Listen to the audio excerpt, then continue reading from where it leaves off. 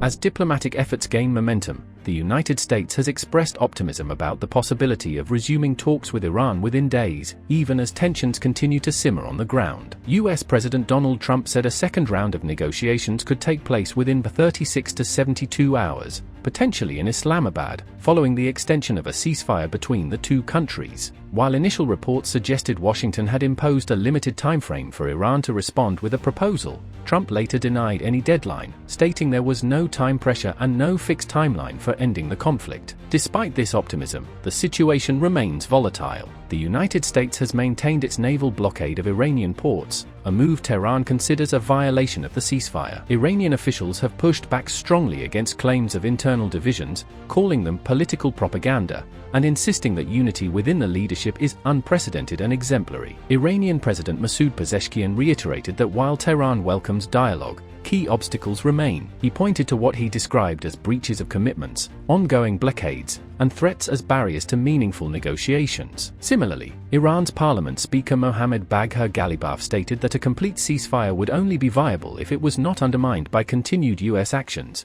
including the blockade. Iran's foreign ministry signaled a cautious approach, saying diplomacy would only resume when necessary and logical groundwork is in place to safeguard national interests. At the same time, Tehran expressed appreciation for Pakistan's mediation efforts and reaffirmed its stance that it had not initiated the conflict, framing its actions as self-defense. Meanwhile, developments in the Strait of Hormuz have added to tensions. Iran's Revolutionary Guards reported seizing 2 container ships attempting to cross the strategic waterway, identifying them as Panama-flagged Master of Science Francesca and Liberia-flagged Epaminondas. A third vessel was also fired upon and halted near Iranian waters, according to maritime security sources. These incidents come amid the ongoing US blockade and highlight the fragile nature of the ceasefire. In a separate development, Trump said Iran had agreed to halt the planned execution of 8 detained women following his request. He stated that 4 would be released immediately, while the remaining 4 would receive 1-month prison sentences. However,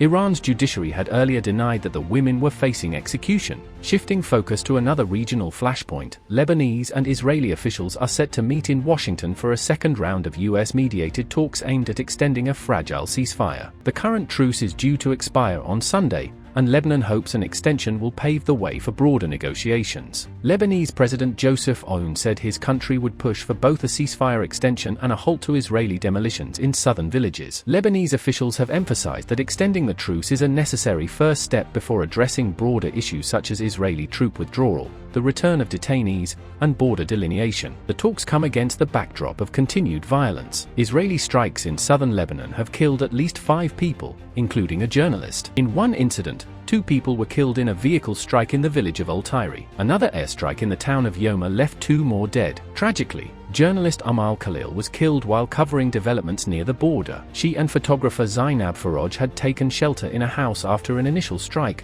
but the building was later hit again. Faraj was rescued with injuries, while Khalil succumbed to her wounds after rescuers were initially unable to reach her due to ongoing fire. Lebanon's information minister condemned the attack, calling the targeting of journalists a grave crime and a violation of international humanitarian law. The incident underscores the dangers faced by media workers in conflict zones. Hezbollah, meanwhile, said it launched a drone attack on an Israeli artillery position in response to what it described as ceasefire violations. Israel said it intercepted the drone and also reported killing 2 individuals who crossed its defensive line. With over 2,400 people killed in Lebanon since Israel's offensive began, and Israeli forces maintaining control over a buffer zone along the border, both diplomatic and military tensions remain high. As talks continue in Washington and beyond, the region remains on edge, with fragile ceasefires offering only limited respite from ongoing conflict.